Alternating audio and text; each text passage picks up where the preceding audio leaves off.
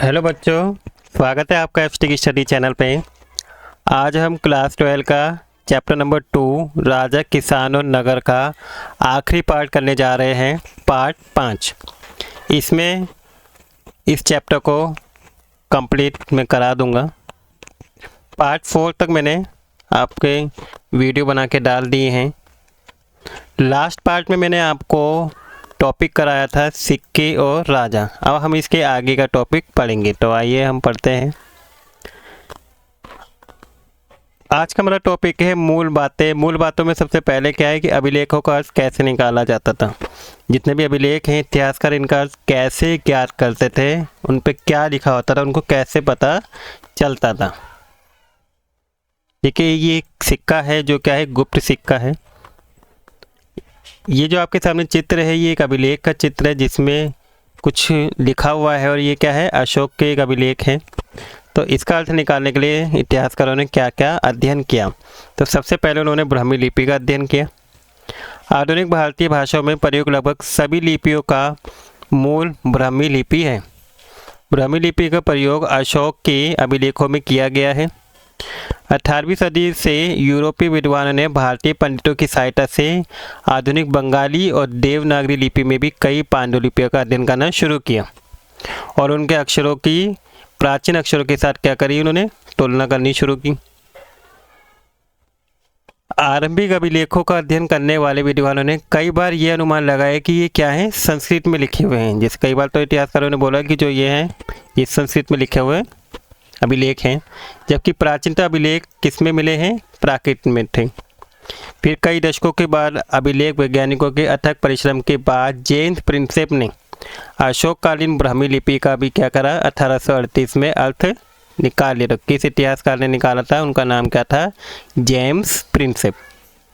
तो अशोक के समय की ब्राह्मी लिपि दिखा रखी, देखिए ये रही चित्र में, और इसका क्या है, देवनागरी अक्षर के साथ इसका कंपेयर किया गया है। इसके बाद खरोष्टी लिपि को कैसे पढ़ा इतिहासकारों ने। पश्चिम तट के अभिलेखों में प्रयोग खरोष्टी लिपि के पढ़े जाने की कहानी अलग है। इस क्षेत्र में शासन करने वाले हिंदू यूनानी राजाओं द्वारा बनाए गए सिक्कों से जानकारी हासिल करने में आसानी हुई थी। इन सिक्कों में राजाओं के नाम क्या थे, यूनानी और खरोष्टी लिपि में लिखे हुए थे। यूनानी भाषा पढ़ने वाले यूरोपीय विद्वानों ने अक्षरों का मेल किया। पहले उदाहरण के तौर पर दोनों लिपियों में ओपोलोडोट्स का नाम लिखने में एक ही प्रतीक, मान लीजिए आ का यूज़ किया गया था। चूंकि प्रिंसेप ने खरोष्टी में लिखे अभिलेखों की भाषा की पहचान प्रकृति के रूप में की थी, इसलिए लंबे अभिलेखों को पढ़ना क्या हो गया था, आसान हो गया था। फिर अभिलेखों से प्राप्त ऐतिहासिक साक्ष्य क्या है। इतिहासकारों एवं अभिलेख शास्त्रों के काम करने का पता लगाने के लिए आइए अशोक के 2 अभिलेख हैं, उसको ध्यान से पढ़ते हैं। जैसे सबसे पहला है कि अभिलेख में शासक का नाम नहीं है। अभिलेख सूत्र 10 में उसमें इसका नाम नहीं है। जैसे ये अभिलेख है, अभी देख पा रहे हैं, इसमें अशोक का नाम नहीं है। उसमें अशोक द्वारा अपनाई गई उपाधियों का प्रयोग किया गया है, जैसे कि देवनप्रिय अर्थात देवता का प्रिय, प्रियदर्शी यानी देखने में सुंदर। अशोक नाम अन्य अभिलेखों में मिलता है जिसमें उनकी उपाधि भी लिखी गई है, और इन अभिलेखों का परीक्षण करने के बाद अभिलेख शास्त्रों ने ये पता लगाया था कि उनकी जो विषय थी, शैली थी और भाषा, पूरा लिपि विज्ञान सब में समानता है। अतः वे इस निष्कर्ष पर पहुंचे थे कि इन अभिलेखों को एक ही शासक ने क्या है, बनवाया है। आपने भी चैप्टर में देखा कि अशोक ने अपने अभिलेखों में कहा है कि उनसे पहले के शासकों ने रिपोर्ट एकत्र करने की व्यवस्था नहीं की थी। यदि अशोक से पहले के उपमहाद्वीप इतिहासकार पर विचार करें तो क्या लगता है कि अशोक का ये वक्तव्य सही है। इतिहासकार को बार बार अभिलेखों में लिखे कथनों का परीक्षण करना पड़ता था, और ये पता चल सके कि उनमें क्या लिखा है, कौन सी बात सच है, क्या पॉसिबल है, क्या संभव है, या फिर अतिशयोक्तिपूर्ण है, या फिर ऐसे ही है। क्या आपने ध्यान दिया कि कुछ शब्द ब्रैकेट में भी लिखे थे। आपने अभिलेख शास्त्र प्राय वाक्यों के अर्थ स्पष्ट करने के लिए उनको क्या करते थे, ब्रैकेट में लिख देते, ताकि उनका मूल अर्थ ना बदल जाए। इतिहासकारों को और भी परीक्षण करने पड़ते थे। यदि राजा के आदेश यातायात मार्गों के किनारे और नगरों के पास प्रगति पत्रों पर उत्कीर्ण थे, तो क्या वहां से आने जाने वाले लोग उन्हें पढ़ने के लिए उस स्थान पर रुकते थे। अधिकांश लोग प्राय पढ़े लिखे नहीं थे। ठीक है, देखिए एक चित्र है, ये हिंदू यूनानी शासक मेंडार का सिक्का है। ये पाटलिपुत्र में प्रयुक्त प्राकृतिक उपमहाद्वीप में सभी स्थानों पर लोग समझते हैं। क्या राजा के आदेशों का पालन किया जाता था? इन प्रश्नों के उत्तर पाना सदैव आसान नहीं है। इनमें से कुछ समस्या के प्रमाण हमें अशोक के अभिलेख में मिलते हैं, जिसमें इस सूत्र 11 में, जिसकी व्याख्या प्राय अशोक की वंदना के प्रतिरूप में की गई है। साथ ही ये युद्ध के प्रति उनकी मनोवृत्ति में परिवर्तन को भी दिखाया गया है, जैसे कि हम आगे चैप्टर में पढ़ेंगे। हम अभिलेख के शाब्दिक अर्थ के परे समझने का प्रयास करते हैं तो परिस्थिति और भी क्या हो जाती है, हमारे लिए मुश्किल हो जाती है। अशोक के अभिलेख आधुनिक उड़ीसा से प्राप्त हुए थे। जब अशोक के अभिलेख थे कहाँ से मिले थे? वो उड़ीसा से। लेकिन उनकी वेदना को परिलक्षित करने वाला अभिलेख वहाँ नहीं मिला, अर्थात ये अभिलेख उस क्षेत्र में नहीं उपलब्ध है जिस पर उन्होंने विजय प्राप्त की थी। तो इसका क्या मतलब निकालें? क्या राजा के नव विजय की वेदना उस क्षेत्र के लिए इतनी दर्दनाक थी कि राजा इस मुद्दे पर कुछ लिखवा ही नहीं सके, कुछ बोल ही नहीं सके? ठीक है, इसके बाद हम एक ये वाला सूत्र पढ़ लेते हैं जो 10वां है, राजा का आदेश।